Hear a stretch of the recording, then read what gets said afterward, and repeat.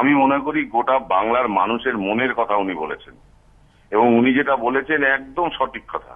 যে রাজনৈতিক নেতারা যদি এটা বলতে পারেন, তাহলে জজ হিসেবে উনিও আইন রক্ষার্থে এই কথাটা বলতে পারেন। কি করে এই সমস্ত কথা বলে যে কথাগুলো থেকে সারা রাজ্যটাতে আগুন জ্বলে যেতে পারে, এবং তাদেরকে তাদেরই দলের নেত্রী তাকে অ্যাপ্রিসিয়েট করছেন।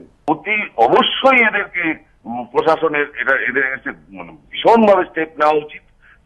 তা না হলে ভবিষ্যতে যখন সাধারণ মানুষও যদি আইনকে এইভাবে হাতে নিয়ে নেয় এবং আইনকে বুড়ো আঙুল দেখায়, তাহলে তো রাজ্যটাই ভেঙে পড়বে।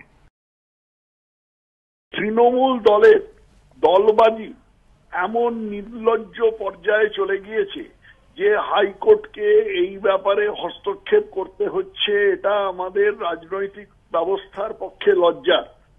যে কাজটা আমাদের প্রশাসনের অর্থাৎ এক্সিকিউটিভের করার কথা, সেই কাজটা যদি এক্সিকিউটিভ না করে তাহলে বিচার বিভাগ অর্থাৎ জুডিশিয়ারিকে আসতে হয়, কিন্তু সেটা আদৌ অভিপ্রেত নয়। সেই ঘটনাটাই ঘটেছে।